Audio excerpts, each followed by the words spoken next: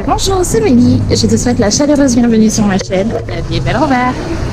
Hey, it's me. Je t'emmène avec moi visiter la jardinerie Plantes pour tous à Paris-Bastille.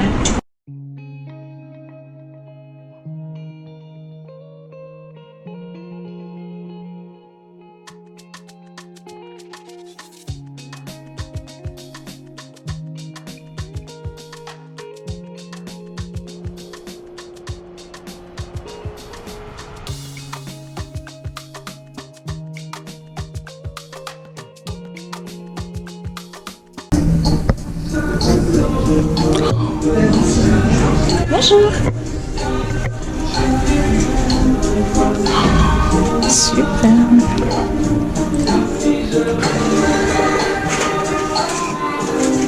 Merci.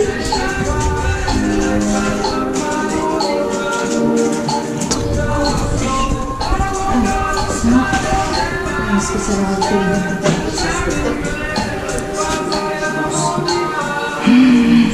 magnifique.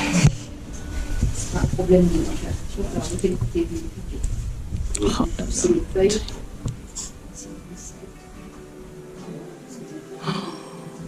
Super. Au revoir.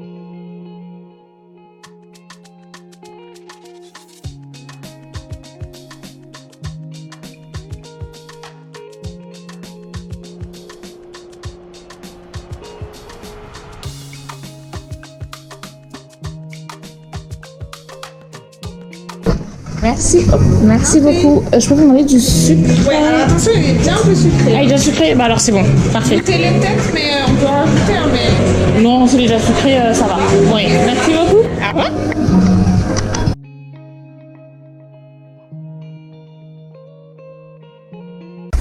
C'est bon, je viens de me garer, c'est pas très loin. J'ai trouvé une place juste devant, en plus c'est trop cool. Je filme dans la voiture parce qu'à l'extérieur il y a beaucoup de bruit. Donc là, on va visiter l'une des jardineries préférées des plant lovers.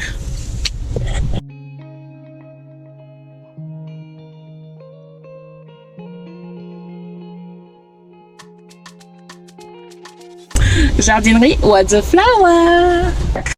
Vous savez que quand on vient à Paris, c'est la jardinerie, on est obligé de passer. Merci.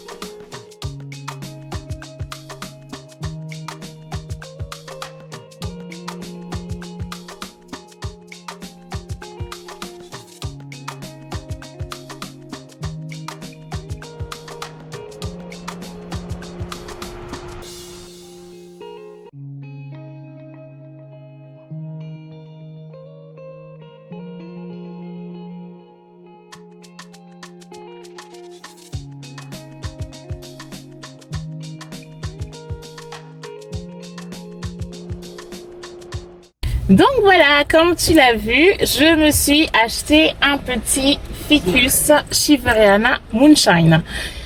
Alors, je crois que c'est le 3e ficus Chiveriana Moonshine que j'achète. C'est un ficus avec lequel j'ai du mal. J'en ai encore un dans ma petite serre Ikea, mais il est en train de mourir. Là, j'ai encore vu ce matin, ça va pas du tout. C'est le 3e que j'achète et je n'y arrive pas. Là, il était pas cher, il était à 20 €. Je l'avais déjà vu sur la story de What the Flower. Donc, je me suis dit, s'il est en magasin quand j'y vais et qu'il est pas cher, je le prends. Donc, c'était le cas. Je l'ai pris.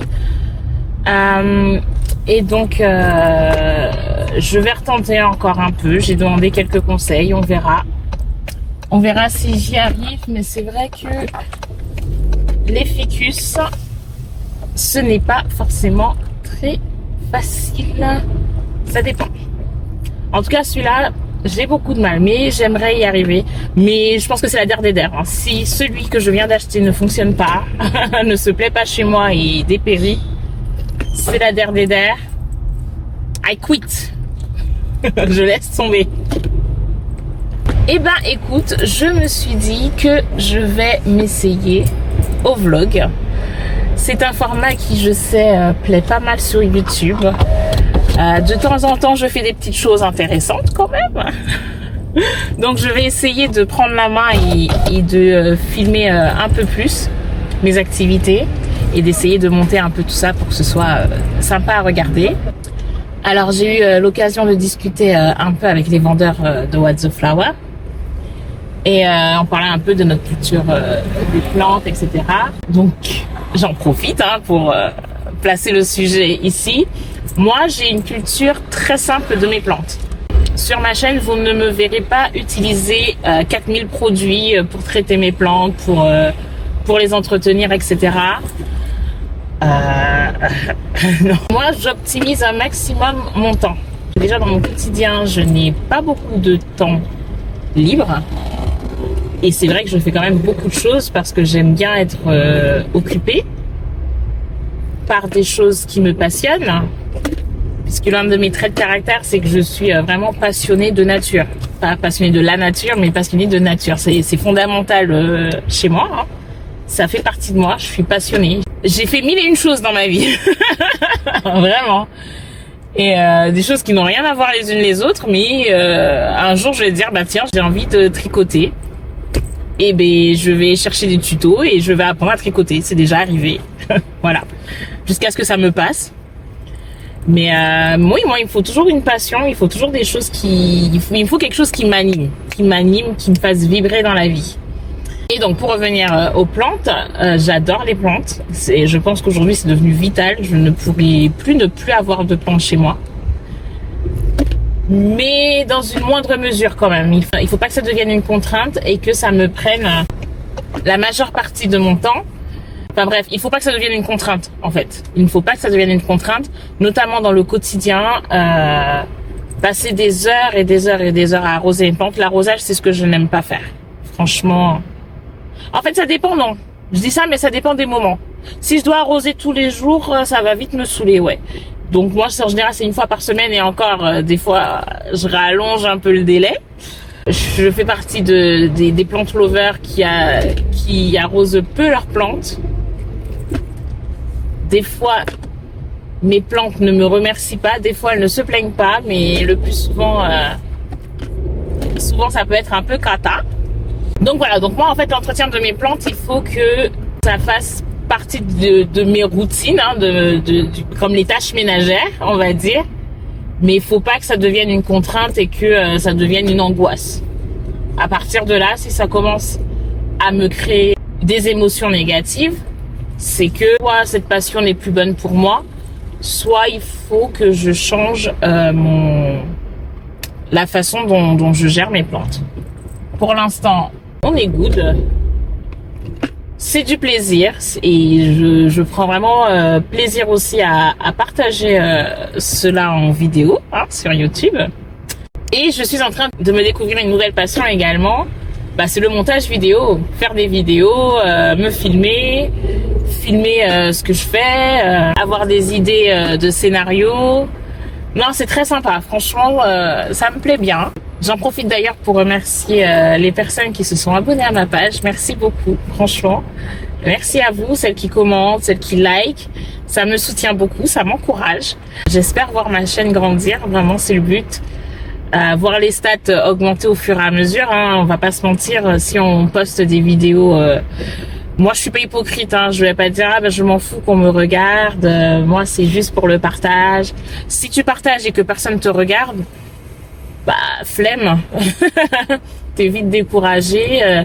Si tu partages et que personne n'interagit avec toi ou ne te regarde ou ne te porte d'intérêt, le partage il est vite vu, hein. Voilà, c'est vite démotivant, c'est vite décourageant et on finit par ne plus s'impliquer. Donc j'ai hâte de voir mes stats augmenter de manière significative et de voir se créer une jolie communauté autour de ma chaîne.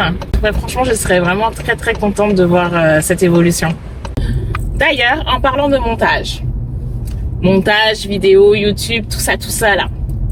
Est-ce que tu as remarqué la progression entre ma première vidéo et la dernière qui est sortie, voire même celle-ci d'ailleurs?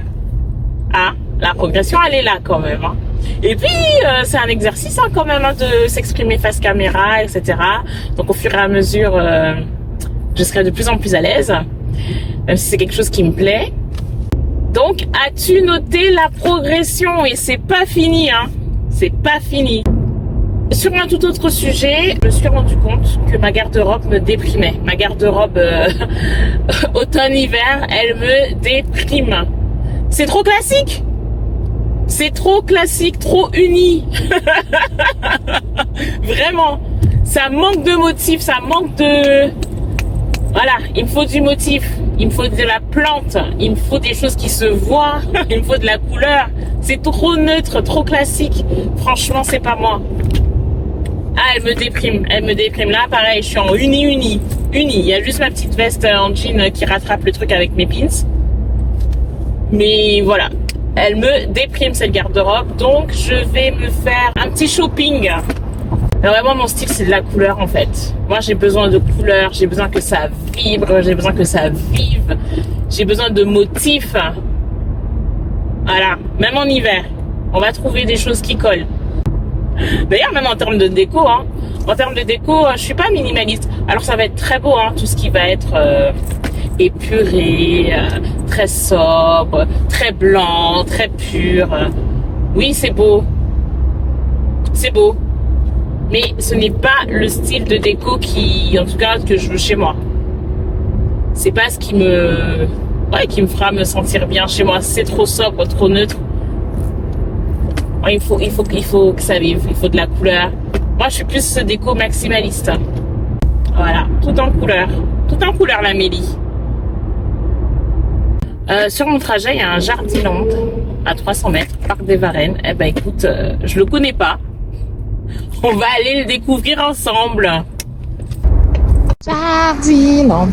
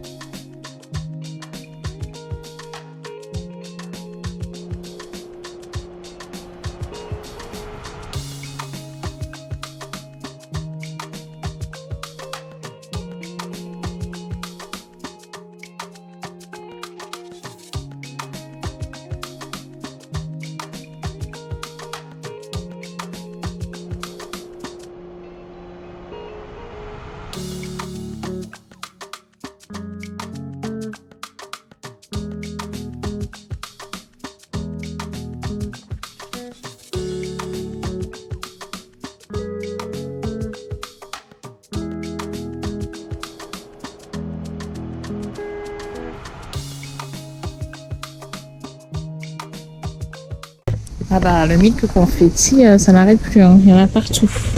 Il n'y a pas les prix. Ouh là là, je vois quelque chose qui me plaît. Oh, yay! J'ai tué le mien, je n'en ai plus. Oh, trop bien!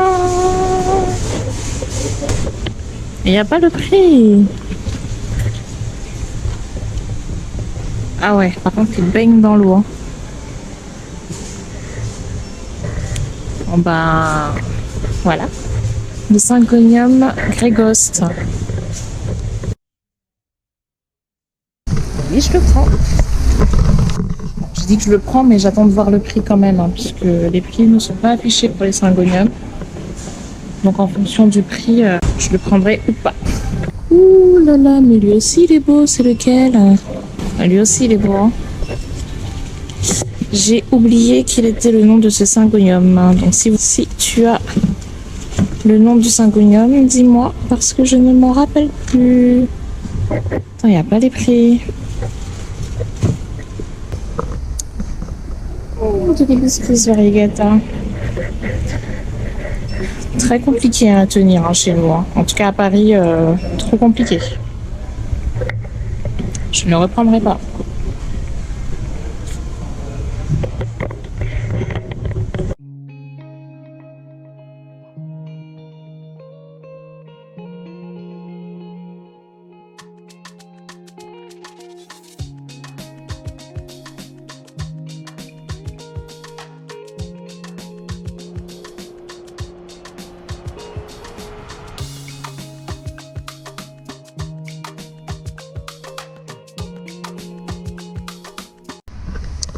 De la belle Monstera. 10 €.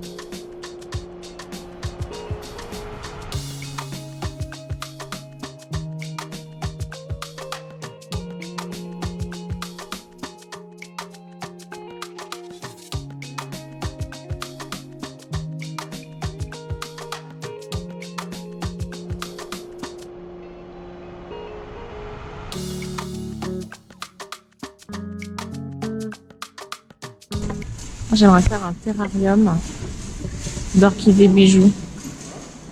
J'en ai déjà une et elles sont mortes. Et là, vu les prix, pour l'instant, c'est pas ma priorité. Mais un jour.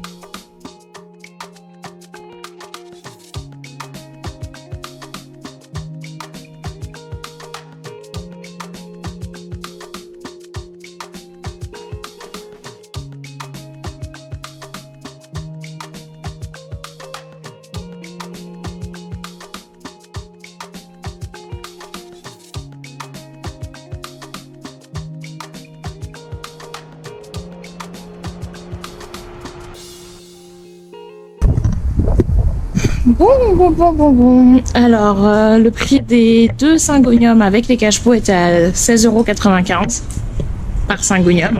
Le syngonium. Je vais les prendre. Avec le cache-pot. Bon, le cache-pot, je m'en fous. C'est vrai que le cache-pot, au final, c'est pas si cher que ça. Ça y est, mes emplettes sont faites. Et la caissière m'a offert ça. Un petit kit de plantation pour mon petit bout. Voilà, je vous montre. Trop sympa. Elle m'a dit, vu qu'il a pas de frères et sœurs, il fera un concours avec maman, donc je vous en donne 2. Trop chouette. Je suis trop contente. Là, je suis refaite. Je serai trop content. Bon, d'abord, je vais voir s'il a été sage à l'école aujourd'hui. Et en fonction, il méritera un petit cadeau. Voilà, résultat des courses, je me suis pris un petit Ficus Shiveriana Moonshine, un Syngonium Grey Ghost et le Syngonium, franchement je me rappelle pas du nom. Donc voilà, je suis quand même contente de mes achats et de petites plantes mystères à faire pousser avec mon petit bonhomme. Trop cool. Bon dans la lignée de ce petit vlog, on va continuer le petit blablacar. Alors moi c'est vrai que mon rythme du quotidien il est assez soutenu. Et dans ce rythme, j'ai calé le pole dance. Le pole dance, j'adore. J'avais toujours rêvé d'en faire.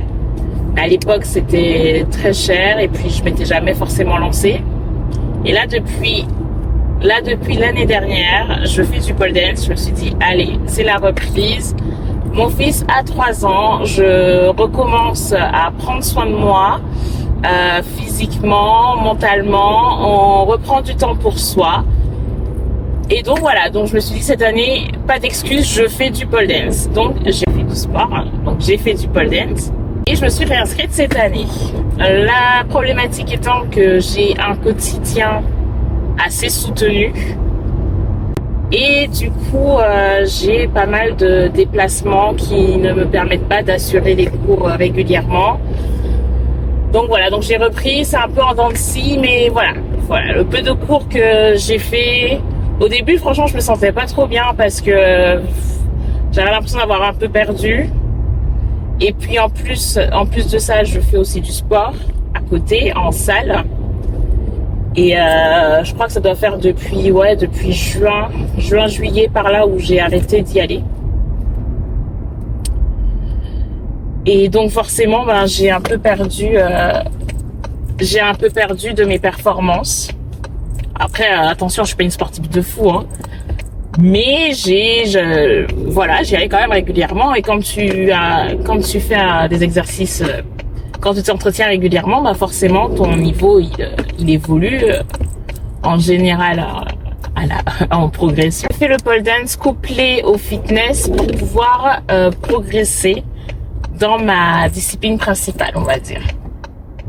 Et le fait d'avoir arrêté le pole dance, d'avoir arrêté le sport aussi, voilà, j'ai l'impression d'avoir un petit niveau, de pas avoir vraiment évolué finalement. Et là j'ai fait mon cours cette semaine et franchement j'ai repris confiance sur certains appuis et non, franchement c'était trop chouette. Donc là ça m'a reboosté un peu. Il faut juste que j'arrive maintenant mentalement à reprendre le sport. Voilà. Ça j'y arrive pas. Là, le mental là-dessus, il est pas là. Il est pas là. Je n'y arrive pas pour l'instant. Autant le pole dance, je sais que c'est mon jour, j'y vais après le travail, etc. Je sais que je vais passer un beau moment puisque voilà, c'est collectif. Je retrouve un groupe de filles, on rigole bien, la prof elle est top. Donc voilà, franchement, c'est good vibes, bonne ambiance. Donc voilà, je sais que je vais passer un bon moment, quoi. Je vais être un peu fatiguée, mais je vais passer un bon moment, donc j'y vais. Le fitness, voilà, c'est individuel, je suis seule. Donc il faut vraiment un mental très fort pour s'y remettre, vraiment. Mais de toute façon, le sport, c'est ça. Surtout le sport en salle. Le plus dur, c'est d'y aller, de recommencer sa routine. C'est ça le plus dur.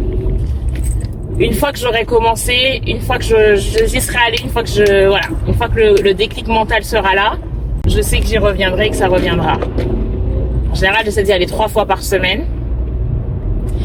Mais le fait d'avoir aussi un travail assez prenant, avec des décalages horaires, etc., des déplacements, des décalages horaires, mon rythme, il change. Il est jamais régulier. Après, franchement, c'est dur de s'y remettre. Entre la fatigue, le fait de rentrer chez moi, de devoir regérer mon foyer, reprendre mes habitudes, profiter de mon chéri, de mon fils, de ma famille. Voilà, donc, entre guillemets, le poids du quotidien, c'est vraiment compliqué pour moi de m'y remettre. Vraiment, hein, j'ai eu mille et une occasions de retourner à la salle, mais j'arrive pas. Le mental, il est pas là. Je n'arrive pas. Je suis bloquée, je n'y arrive pas. Mais quand je serai décidée, j'y retournerai à fond. Bon bah voilà, c'est la fin de cette vidéo. J'espère qu'elle t'aura plu. Si tu n'es pas encore abonné, abonne-toi, c'est le moment.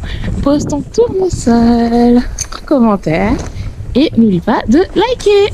Je te souhaite une belle semaine et te dis à dans en bas de soleil. Mouah. Hey, it's me.